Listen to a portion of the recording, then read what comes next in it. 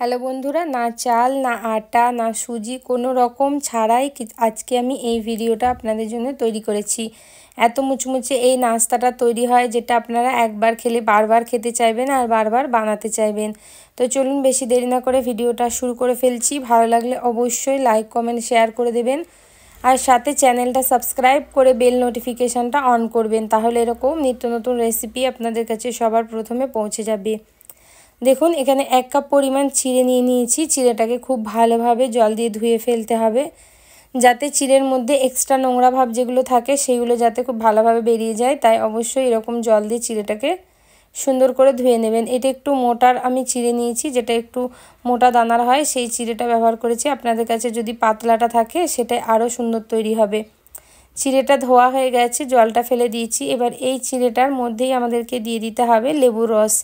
এখানে একটা গোটা লেবুর রস আমি ব্যবহার করেছি। লেবুর রসটা অবশ্যই ব্যবহার করবেন, এতে খুবই একটা চটপটা টেস্ট আসে। তো লেবুর রসটা দিয়ে ভালোভাবে চিড়েটাকে মাখিয়ে দিতে হবে। যখন চিড়েটা একটু ভিজে ভিজে থাকবে তখনই আপনারা এটাকে মাখিয়ে ফেলবেন। চলুন তাহলে চিড়েটাকে এবার সাইডে রেখে দিচ্ছি। একটা মিক্সিং বলের মধ্যে নিয়ে নিয়েছি এখানে 2টো মিডিয়াম সাইজের আলু, যেটাকে সিদ্ধ করে আমি ভালোভাবে গ্রেট করে নিয়েছি। আপনারা চাইলে আলুটাকে ম্যাশও করে ফেলতে পারেন। সবার প্রথমে দিয়ে দেবো এখানে 2 চামচ পরিমাণ চিলি ফ্লেক্স। আপনারা যদি চান এখানে কাঁচা লঙ্কা কুচিটাও অবশ্যই ব্যবহার করতে পারেন।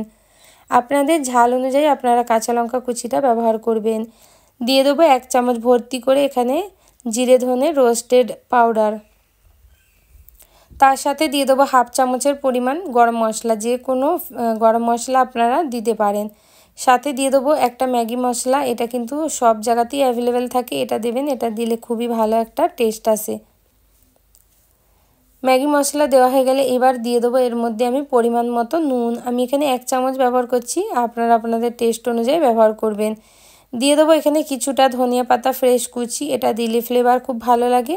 তো এইগুলোকে দিয়ে সবগুলো সুন্দরভাবে আপনাদেরকে আগে মিশিয়ে নিতে হবে, ভালো করে মাখিয়ে ফেলতে হবে। আর মাখানো হয়ে গেলে যেই চিড়াটা নিয়েছিলাম এবারে সেই চিড়াটাকে হাতে করে ভালোভাবে চটকিয়ে চটকিয়ে একটু নরম করে ফেলতে হবে।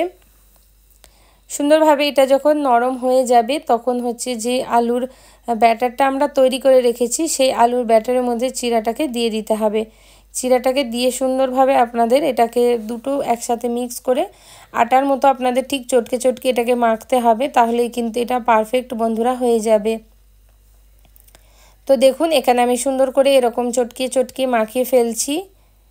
তো এইভাবে আপনারাও এটাকে মাখিয়ে নেবেন।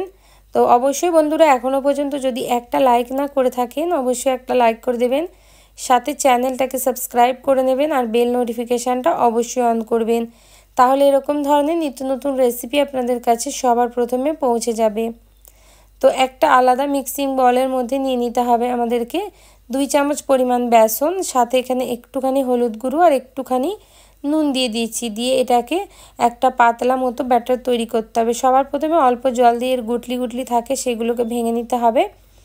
তারপরে আপনাদের আরও একটুখানি জল দিয়ে এটা একটু পাতলা ব্যাটার তৈরি করতে হবে। তো চলুন এটাকে সুন্দরভাবে আমি আগে ব্যাটারটা তৈরি করে ফেলছি, তারপরে আমি আপনাদের দেখাবো। দেখুন এখানে আর একটুখানি জল আমি দিয়ে দিলাম, দিয়ে একটা পাতলা ব্যাটার আমি তৈরি করে নিলাম। যদি ভিডিওটা আপনারা ফেসবুক পেজ থেকে দেখেন অবশ্যই পেজটাকে ফলো করার রিকোয়েস্ট থাকবে, অবশ্যই পেজটাকে ফলো করে নেবেন আপনারা। তো এখানে ব্যাটারটা আমাদের একদম রেডি হয়ে গেছে। তো ব্যাটারটাকে এবার আমি সাইডে রেখে দিচ্ছি, চলে যাচ্ছি নেক্সট প্রসেসে। দেখুন ঘনত্বটা আপনারা নিশ্চয়ই দেখে বুঝতে পেরে গেছেন। আর অপর দিকে একটা মিক্সিং জার নিয়ে নিতে হবে। এবার এর মধ্যে দিয়ে দিতে হবে কিছুটা পরিমাণ চিড়ে।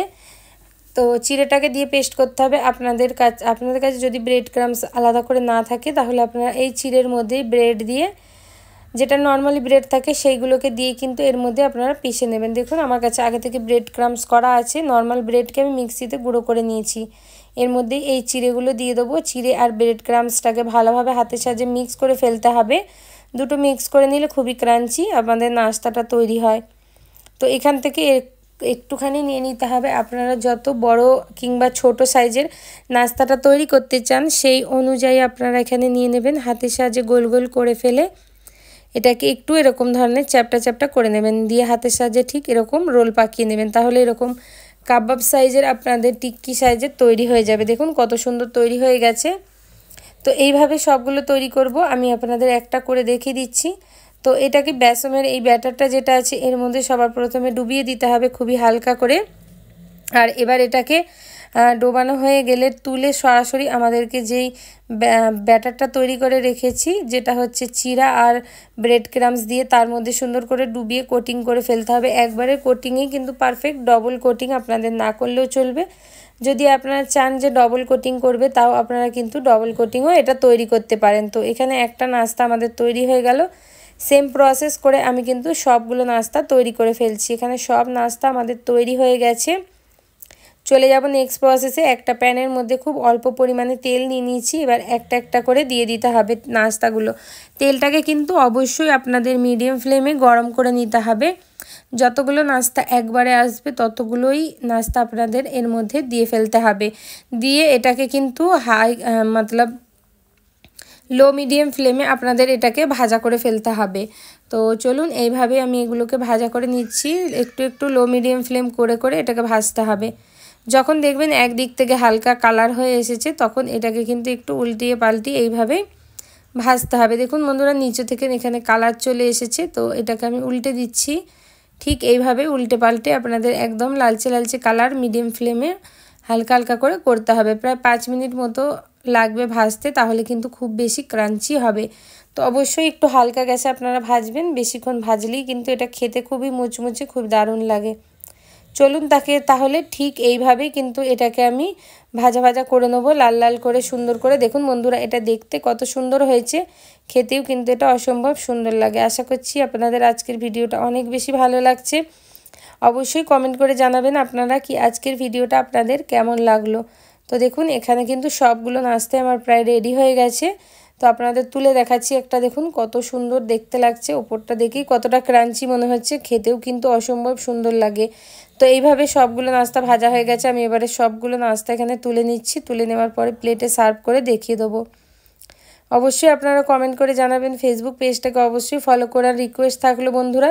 দেখুন কত সুন্দর নাস্তা তৈরি হয়ে গেছে, উপর থেকে একদম ক্রাঞ্চি, ভেতর থেকে একদম নরম। দেখে কেউ বলবেই না যে এটা চিড়ে দিয়ে তৈরি হয়েছে। দেখা হবে বন্ধুরা এরকম আরও অনেক সুন্দর সুন্দর রেসিপির সাথে। ততক্ষণের জন্য ভালো থাকবেন আর সুস্থ থাকবেন।